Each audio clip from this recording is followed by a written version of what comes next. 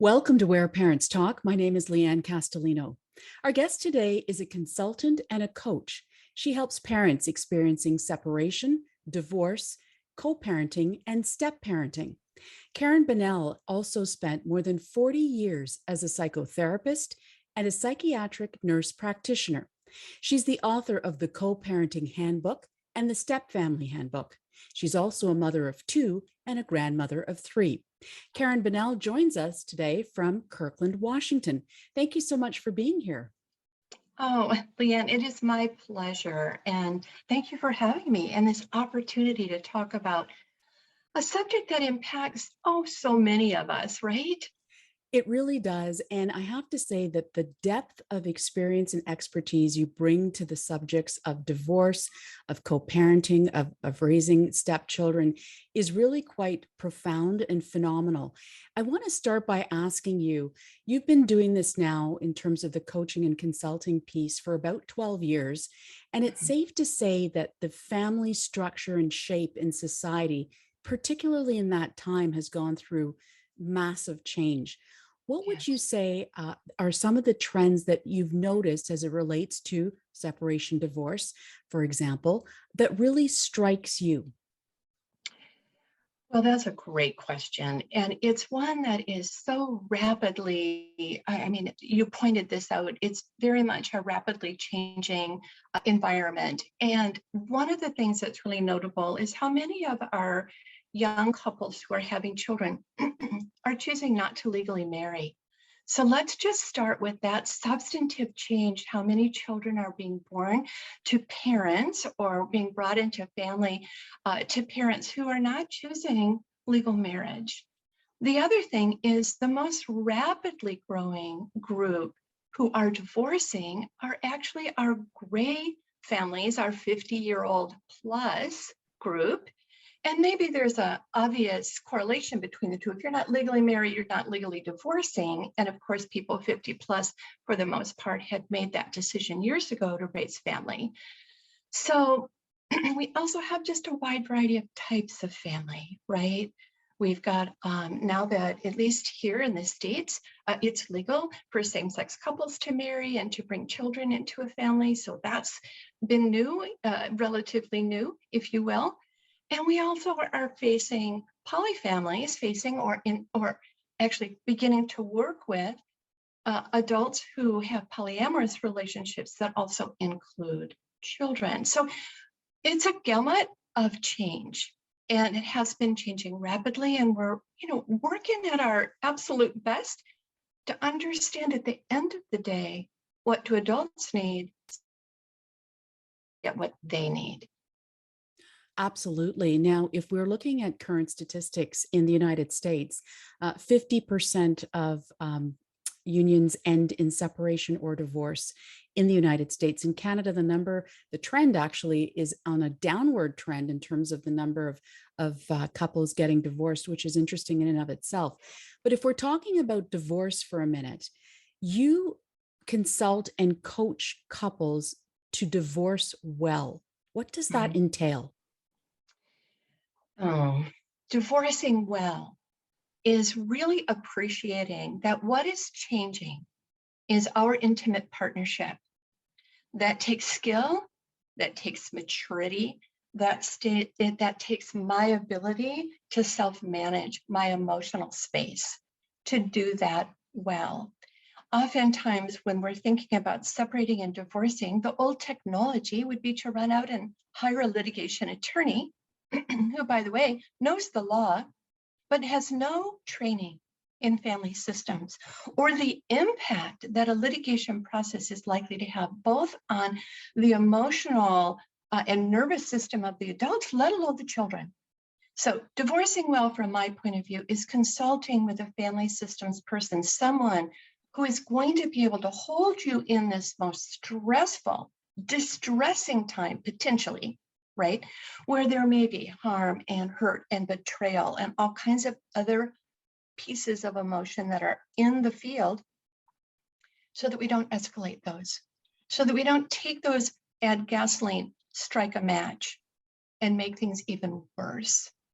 So for me, divorcing well is consulting with a family systems person who's really going to support the adults to do that as skillfully as possible with the integrity of a good parenting plan and all that goes into that, absolutely. But looking at the least uh, adversarial process possible. It is such an important point because it completely changes the approach that you're going to take during Right. this turbulent emotional time, as you describe. So, when you're talking about going to a consultant or a coach or a family systems person, as you describe, could you give us a sense of what that approach entails overall? What does that strategy really look like for a family going through separation or divorce? You bet. The first is really helping them find a place to stand. Sometimes the emotions are so high and the seas are so rocky emotionally that the first step is just how do I help you ground? How do I help you stand? I actually go through an exercise with my parents where I have them future pace. And I'll say to them, imagine it's 15, 20, 25 years from now, whatever is appropriate, depending on the age of their children. And your little one, Madeline, is getting, let's just make up a story. She's getting her PhD in psychology. How wonderful would that be, right? For most parents, whatever their epitome is, I try to bring that into the room for their children. And then I walk them through and I say, and Madeline begins to roast you like all young adults do to parents, by the way, make fun of you, right? But you're both there and she's roasting you. And then things get poignant. And she says, mom and dad, or mom and mom, when you two decided to separate, I was really scared. But in fact, what happened was, and then have the parents go on and list what do they want this child's experience to be of the rest of their growing up years. You communicated well. You made things as easy as possible for me. You decided to live close enough to my school that I could do my activities. What are the things in this moment as parents, not as intimate partners? As intimate partners, if we didn't have a child, I might never speak to you again, Lianne. But because we share Madeline, that's till death do us part. So I'm going to help those parents find their footing. I'm going to help them separate out what am I mad at you about as an intimate partner, how you've messed with my head or my heart or both, from the fact that I would do anything for Madeline, including figuring out how to co-parent well with you, co-parent strong. So that's the platform for divorcing well. There's just so much to unpack there in terms of the impact of a failing relationship, a failing marriage, and where that could lead when you have children. Can you give us a sense of how do parents in that situation strive to make their child the focal point as everything else is potentially falling apart? Could you share some tips as to how that can happen? You bet. So first I have to give them an architecture because, we can do things when we kind of understand how it works.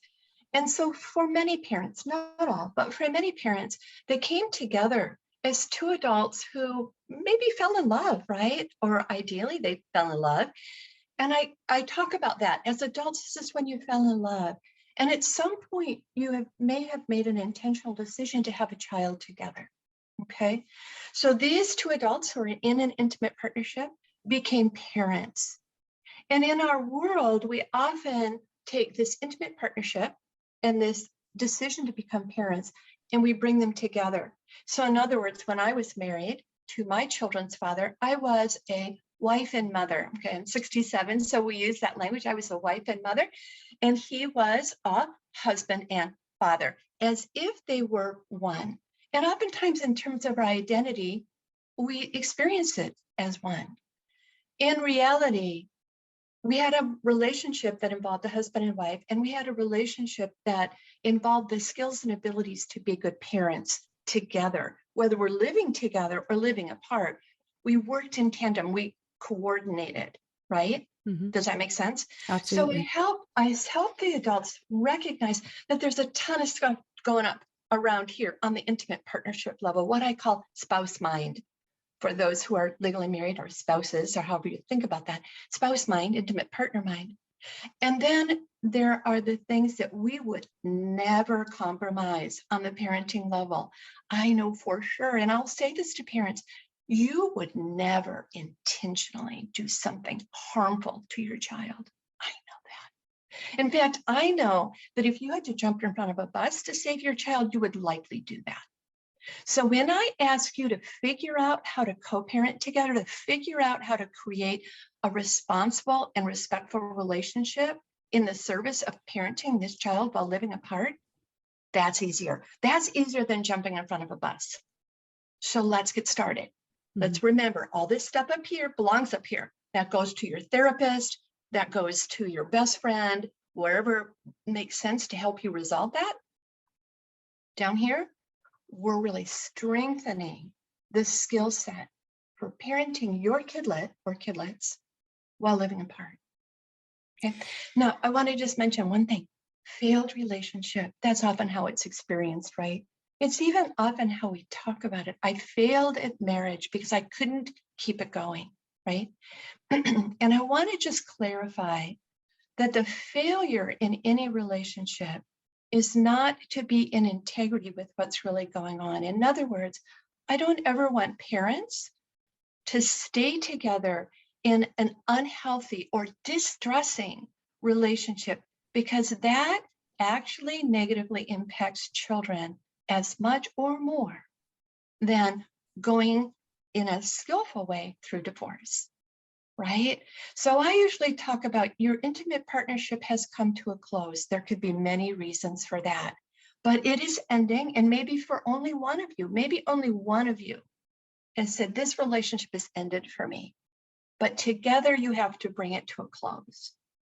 Right? Does that make sense? Yes, and it's an important point, and thank you for bringing that up. And I guess, when I use that sort of terminology, it's kind of what those of us who don't do what you do kind of look Mhm, at it as, right? Like the failure of a relationship.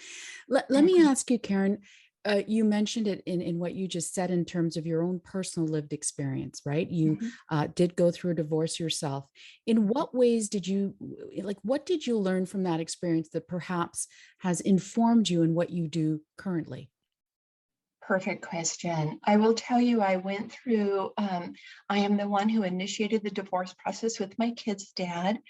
And he was accepting of that, although not wanting that, but accepting that if one person wants it, then that's what's going to happen. So that was part of our framework. We had two children at the time, 10 and 13. And what I would say is, like many people of that time in the 90s, we both went to litigation attorneys. We did the thing that today I would say, please don't do that. Get information, but please don't go there for a family systems change. We're really talking about restructuring a family. It's not a legal problem, it's a family problem, right? And it has legal implications, but legal is not the lead foot. Anyway, long story short, there weren't divorce coaches then, at least none that I knew of. And even though I'd been a psychotherapist for 25 years, I was in this role, I was just a human mama. I was just a human wife. I was just a being. And my information and everything I knew kind of went out the window. And I often say, and am more than willing to say, I learned best by the school of hard knocks. So a lot of my work is informed by really reflecting and digesting and understanding the enormity of the mistakes that both the kid's dad and I made. And today we could talk about that, right? At the time, we didn't know what we didn't know. Today, we know a lot about what we didn't know. And today, we can spend Thanksgivings together with our grandchildren, and we can be at birthday parties together. And a lot of healing has occurred, but that was hard earned. You bring such an interesting perspective to that question for that exact reason. So let me ask you this. When is the ideal time, in your estimation, for someone to consider a consultant or a coach that helps families through separation and divorce like yourself? So, most commonly, I hear from people when one or both know that they're going to bring the relationship to a close. So, in other words, I might hear from someone who says, I know I want to get a divorce. I want to handle it skillfully. I'm wondering if you can help. That's one kind of email that I might receive. Another is my spouse and I, my partner and I have decided that we're going to separate. And we want to know how to do it best, how to talk to our children about it, how to think about creating a two-home family, how to co-parent together. So now they have a holistic questions. How are we going to share our kids? How do we talk to our kids? What are our kids going to need from us, right? Based on their developmental stages, all that good stuff. So those are two common entry points for their work with me. The third common entry point is they've gone and consulted with attorneys. And thank goodness, at least in this area, many of those attorneys will say, your first stop should be to talk with Karen or someone like Karen, who will give you the family guidance that you're seeking. And I will sit back and be here for the legal guidance. So we've learned to work in a much more cooperative and cohesive way with our family law colleagues, thank goodness, as in an example being the collaborative law process, right? Which is a non-litigation separation and divorce process. You mentioned it in your answer there, but I'm wondering if you could describe a bit more. Every situation is obviously very different from the next, but are you generally a proponent of a single family dwelling? In other words, the kids would be in one setting after a divorce and the parents are the ones that move? Or are you a proponent of having two homes where the children visit? This is a really important question. So it really is a developmental question as well, which is the younger the children, let's say we have an 8-month-old.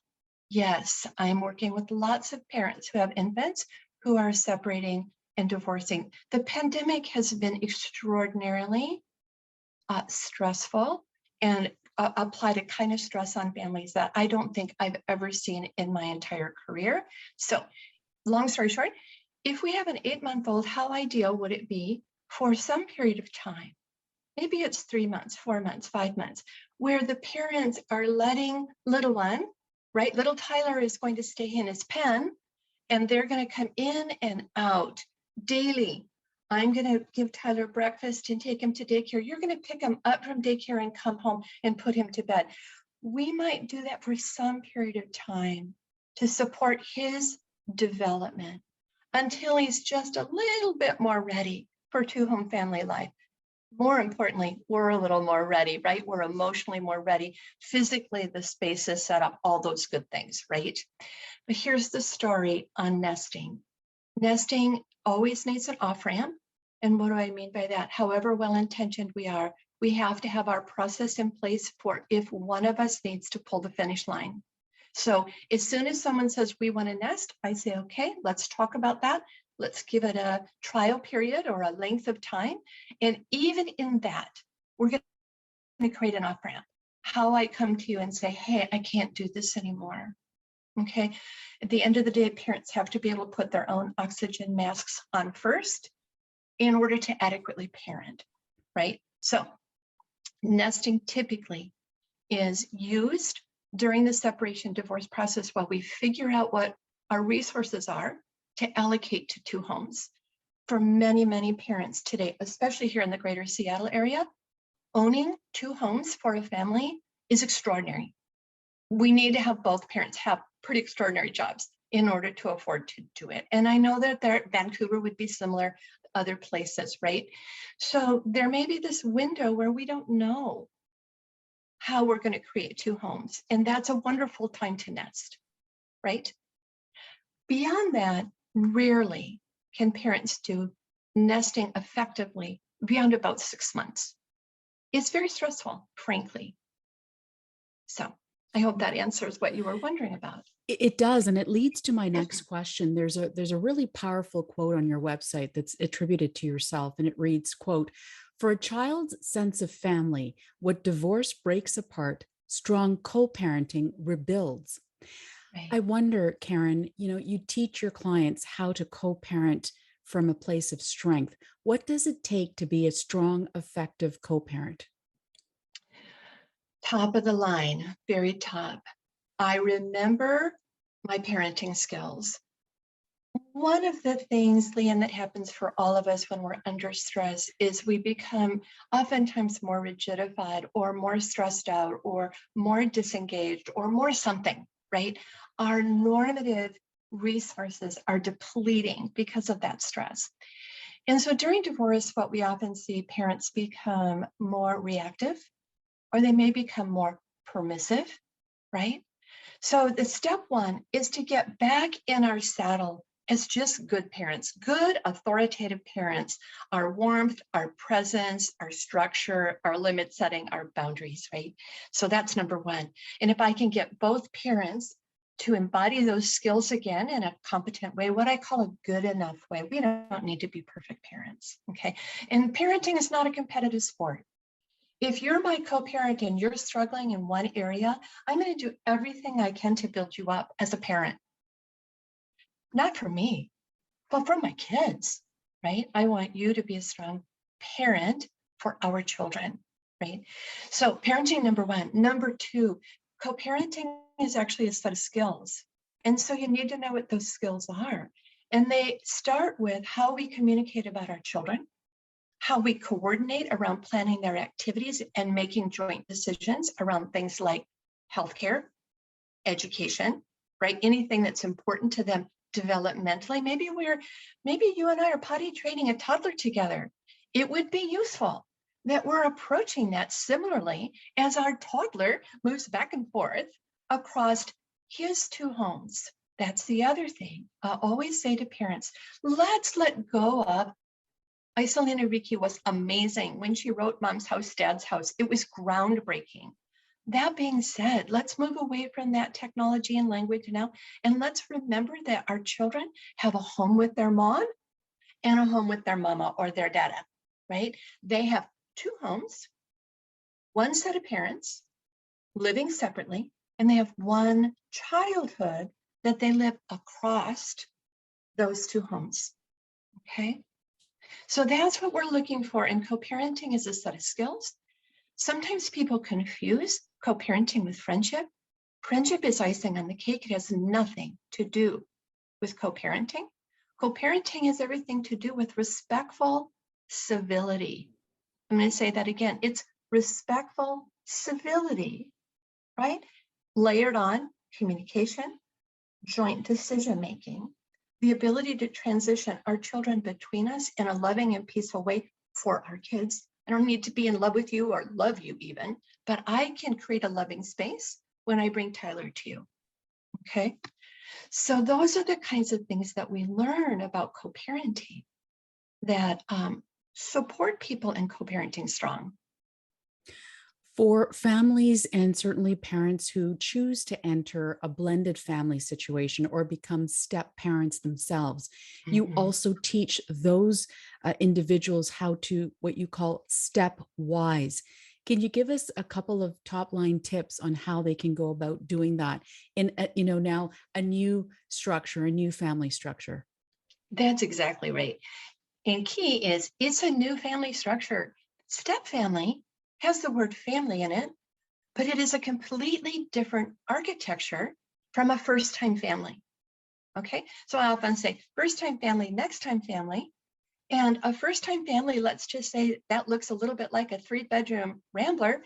A step family might look more like a colonial or I don't know what the right, a bungalow of some sort, but they're not the same.